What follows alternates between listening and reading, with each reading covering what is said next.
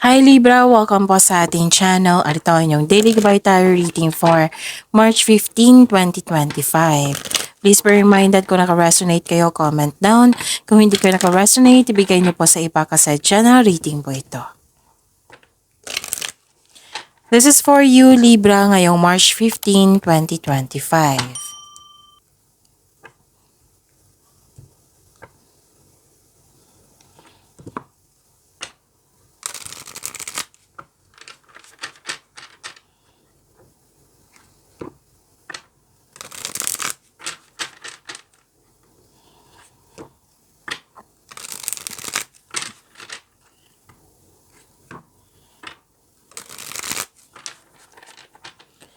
Para po ito sa inyo Libra ngayong March 15, 2025. Maraming salamat po sa inyong patuloy na suporta at maraming salamat din po sa mga hindi nag-skip ng ads. Gamitin ang reading na ito bilang gabay lamang sa mga hindi pa nag-subscribe. Subscribe na po kayo at click bell notification para malaman nyo na may bago tayong video. Para sa mga gusto magpa-reading po, may lumabas dyan sa screen nyo ngayon. Panoorin nyo po at sundin ng instruction. Spirits Guide, mga ganap po para kay Libra ngayong March 15, 2025. I need 3 cards po.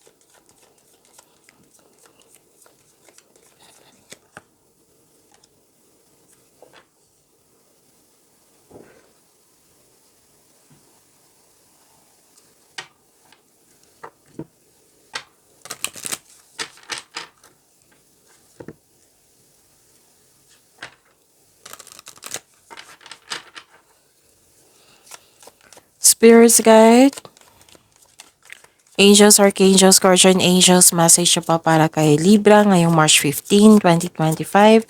I need 2 cards po.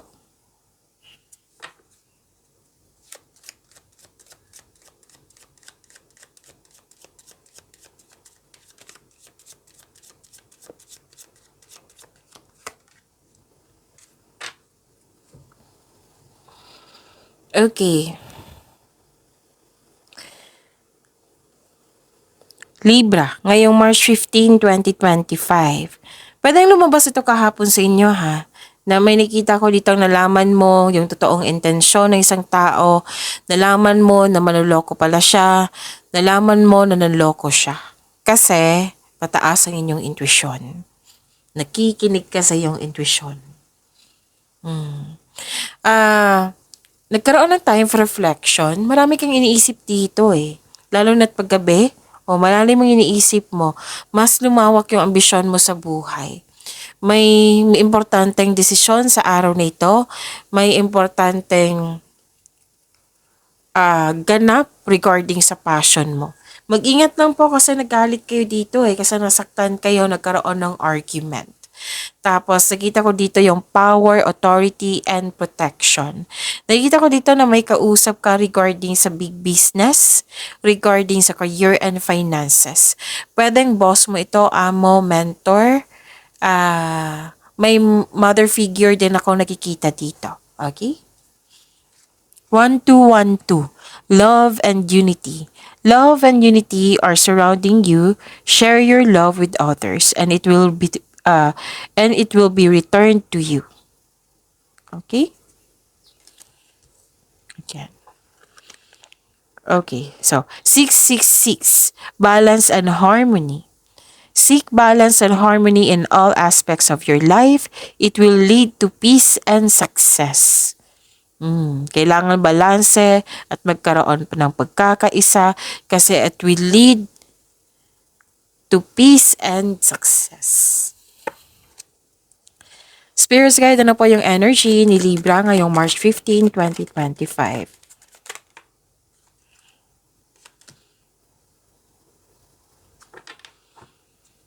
And the clarification of this card po para kay Libra.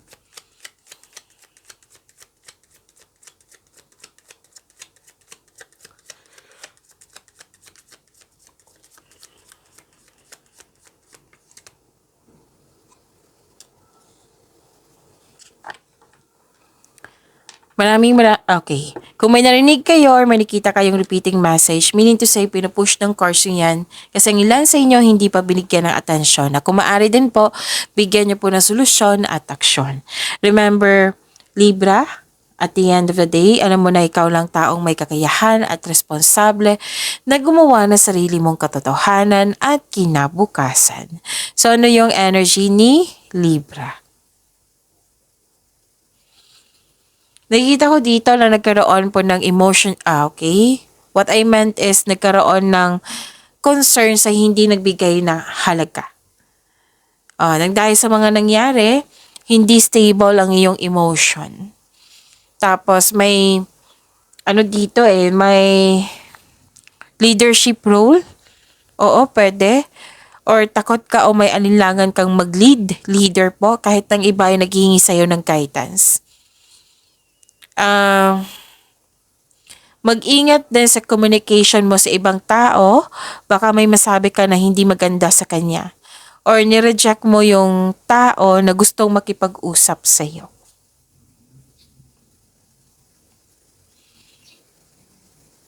Okay? Nakikita ko dito na nagkaroon po ng, okay.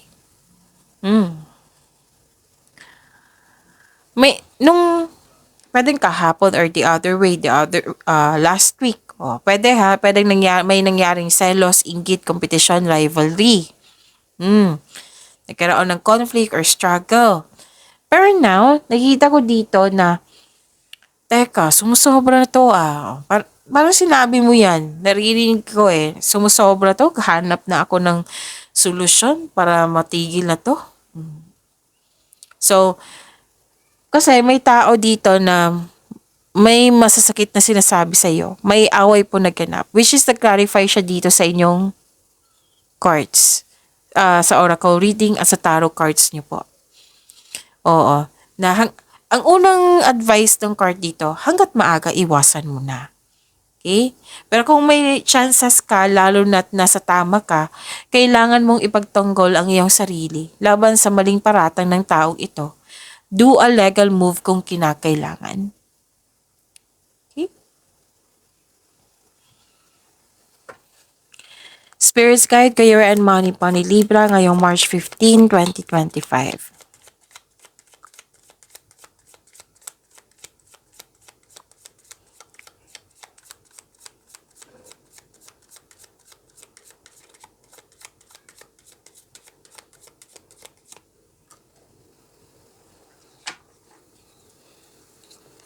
And the clarification of this card po.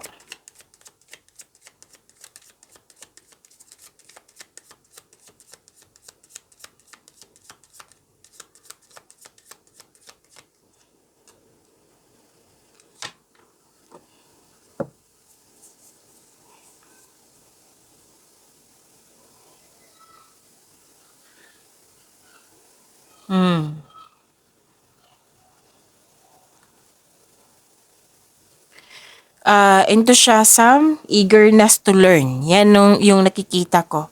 Ang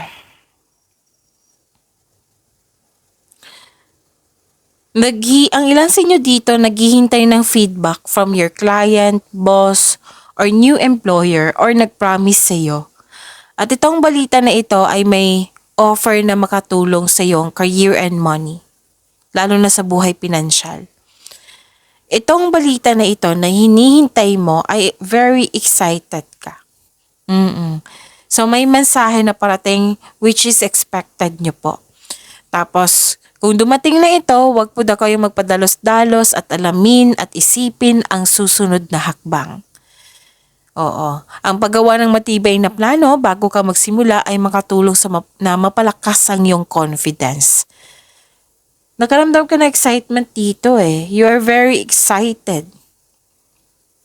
Kasi tungkol ito sa pagyaman ng iyong sariling pasikal, emotional, mental, o spiritual.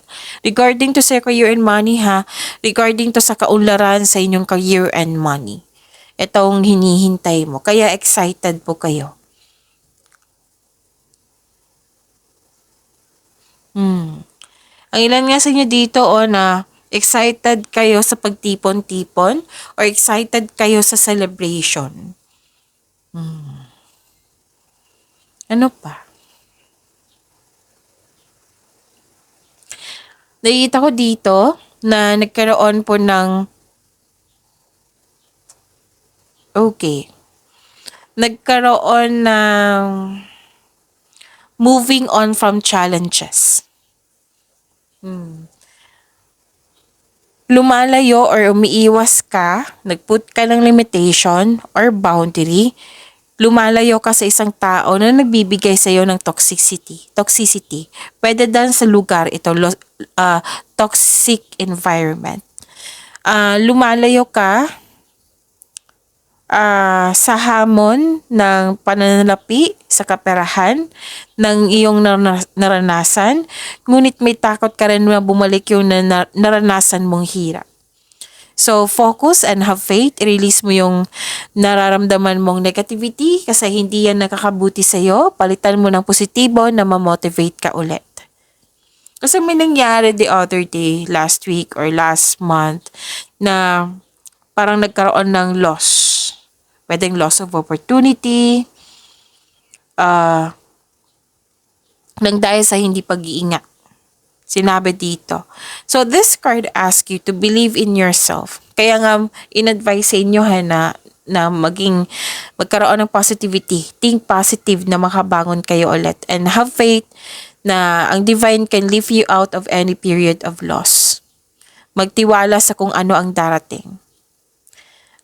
Kahit hindi ka komportable sa sandaling ito, makukuha mo ang kailangan mo. Basta yung advice tong card nyo dito na i-release mo yung negativity, palitan mo ng positivity para ma-motivate po kayo ulit. Para makagawa din kayo ng solusyon. Ng magandang solusyon. This is moving on from challenges po. Okay? Ano pa? May paalala dito na mag-ingat kayo sa taong walang magandang intensyon sa iyo. Kanina pa to From your oracle cards, dito sa energy cards nyo at dito rin. Na mag-ingat kayo sa taong walang magandang intensyon sa iyo. Mag-ingat kayo sa taong dictator, inhumane, controlling, cold, ruthless, hindi nagsasabi ng totoo. May judger din dito.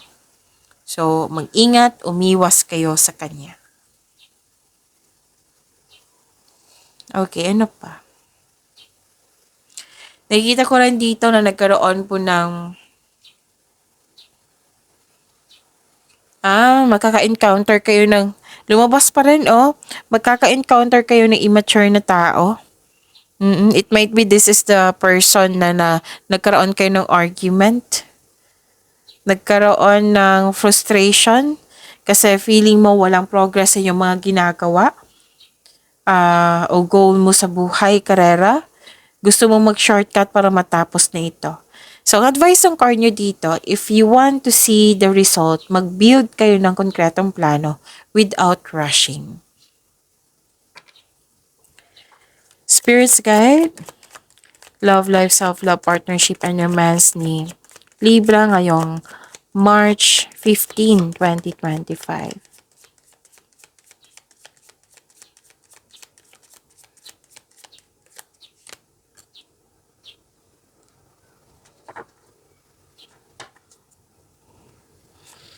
And the clarification of this card po.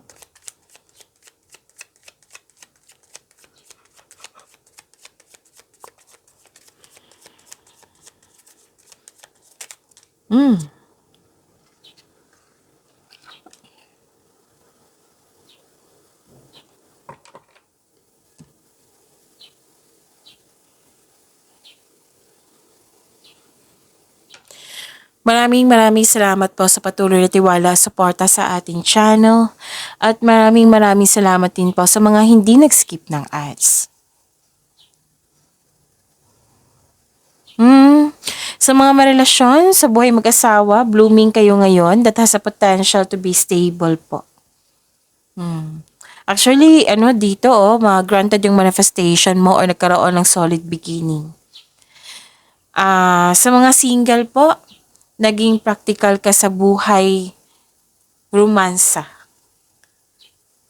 Oo, interesado ka lang sa mga stable na at trustworthy.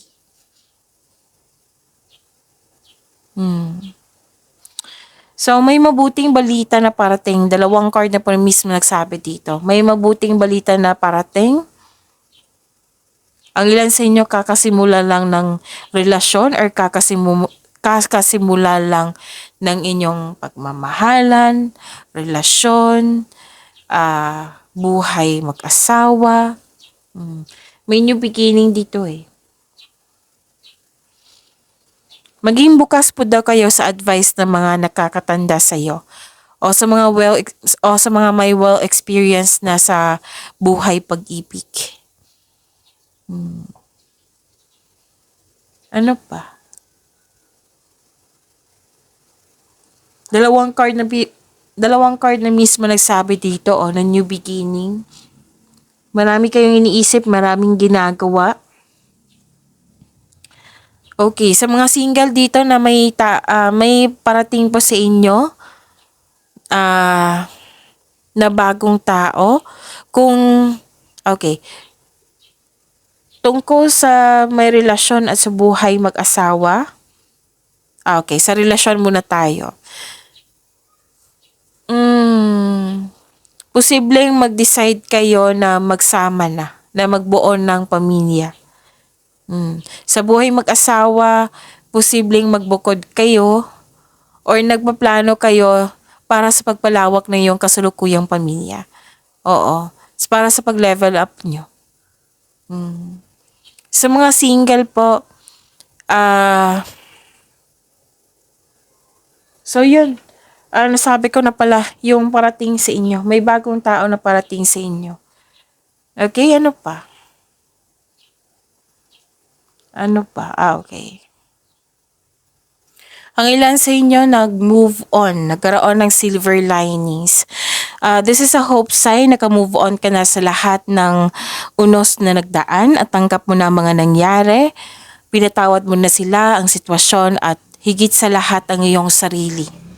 Nagkaroon ng hope and healing and growth sa araw na ito.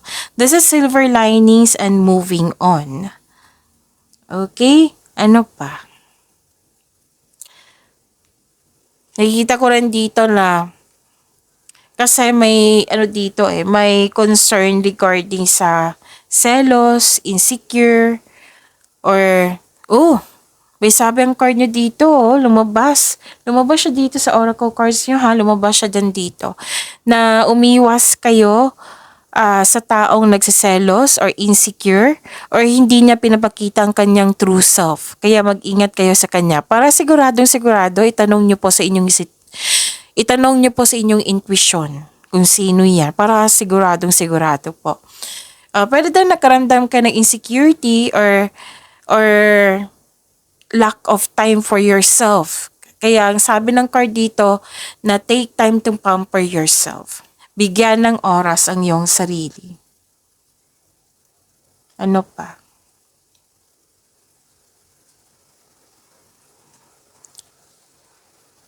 Okay. This is a repeating message na may gusto talagang magbuo ng pamilya. Sa mga marelasyon dyan. This is a repeating message. Or magbukod.